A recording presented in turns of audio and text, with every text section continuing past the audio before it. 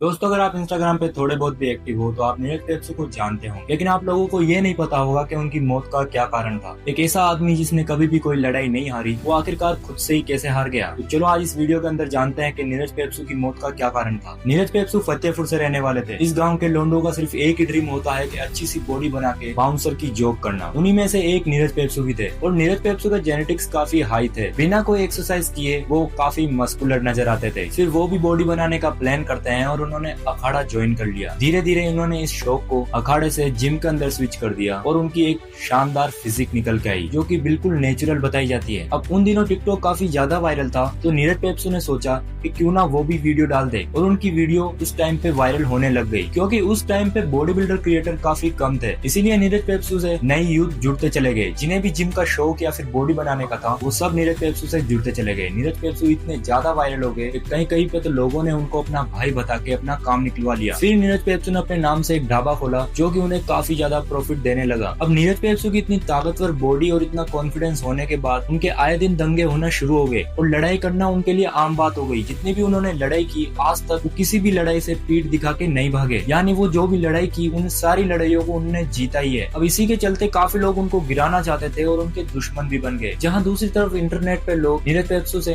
Inspire हो रहे थे, वहीं उनके गाँव मोहल्ले में उनकी दुश्मनी बनना चालू हो गई। दुश्मनी यहाँ तक बढ़ गई कि कुछ लोग तो उनको मारने की सोचने लगे। लेकिन मजाल है कि एक दो बंदा आके टच कर ले नीरज पेप्सू को। एक दो की तो छोड़ो, नीरज पेप्सू की एक ऐसी वीडियो वायरल हो रखी है जिसके अंदर उन्होंने पूरी भीड़ को साइड में कर दिया। सामने कितने बंदे थे पता नहीं, बस उनके हाथ में एक लठ था और उन्होंने उससे ही पूरी भीड़ को हटा दिया। अब जब कोई तेजी से ऊपर जाता है ना, तो लोग उनकी टांग खींचना चालू करते ही हैं। ऐसा ही नीरज पेप्सू के साथ में हुआ। कुछ टाइम बाद उनका पैर फ्रैक्चर हो गया। पैर फ्रैक्चर होने के बाद में डॉक्टर ने उन्हें जिम करने से मना कर दिया। इसके चलते नीरज पेप्सू की बॉडी डाउन होने लगी और उन्हें अंदर ही अंदर ये सवाल खाने लगा कि क्या अब वो फिर से ऐसी बॉडी नहीं बना पाएंगे, क्या जिंदगी में वो कभी जिम ज्वाइन भी कर पाएंगे या फिर नहीं। बस इसी बात से नीरज पेप्सू काफी ज्यादा डिप्रेशन में रहने लगे। और यही नहीं, एक टाइम ऐसा आया जब नीरज पेप्सू इसे अपना सबसे अच्छा दोस्त मानते थे, बड़ा भाई मानते थे, उनकी भी डेथ हो गई। इसके बाद से नीरज पेप्सू काफी ज्यादा ही डिप्रेशन में चल गए। एक ऐसा आदमी जिसे किसी का खौफ नहीं था, वो घर से बाहर निकलना बंद कर दिया और घर के अंदर ही रहने लगा। घर वालों को भी लगने लगा था कि नीरज पेप्सू डिप्रेशन के अंदर कुछ कर ना ले, इसीलिए उस पर घर वाले हमेशा नजर बनाए रखे। लेकिन परेशानी यहाँ पे खत्म नहीं होने वाली थी।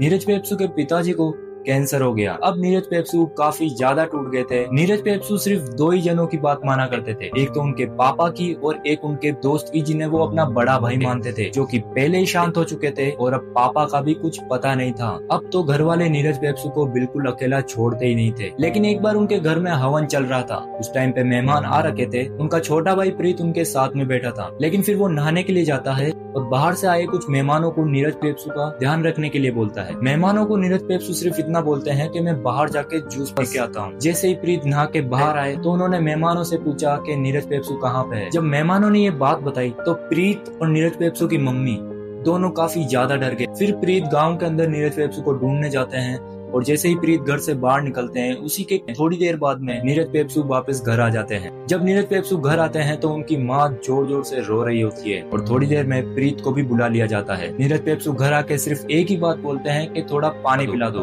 पानी पीने के बाद में ही नीरज पेप्सू उल्टियां करने लगते हैं। जैसे ही नीरज पेप्सू उल्टी करने लगते हैं तो घर वालों को पता लग गया था कि नीरज पेप्सू ने कुछ उल्टा सीधा खा लिया है। फिर उन्हें हॉस्पिटल ले जाया जाता है और वो उल्टी इतनी ज्यादा जहरीली थी कि उसने सीट तक को जला दिया था। जैसे ही हॉस्पिटल पहुंचाया गया तो डॉक्टर ने साफ मना कर दिया कि नीरज पेप्सू को अब नहीं बचाया जा सकता, क्योंकि नीरज पेप्सू ने खेत के अंदर कीड़े मारने वाली दवाई के 4 पैकेट खा लिए थे। अगर कोई आदमी उस दवाई की चुटकी भर भी खा लेता तो उसका बचना मुश्किल हो जाता, और यहाँ पे नीरज पेप्सू ने 4 पैकेट खा लिए थे। तो थोड़ी देर बाद में डॉक्टर ने नीरज पेप्सू को मृत्यु घोषित कर दिया। जब नीरज पेप्सू को अपने गांव में लाया गया था अंतिम संस्कार करने के लिए, तब वहां पे इतनी ज्यादा भीड़ जुट गई थी कि उनके घर वालों को नीरज पेप्सू को देखने में तकलीफ होने लगी। फिर उनके घर वालों को पता चला कि नीरज पेप्सू क्या चीज था। उन्होंने लाखों लोगों के दिलों पे राज किया। जिसने आज तक कोई लड़ाई नहीं हारी, वो अपने आप से हार गया।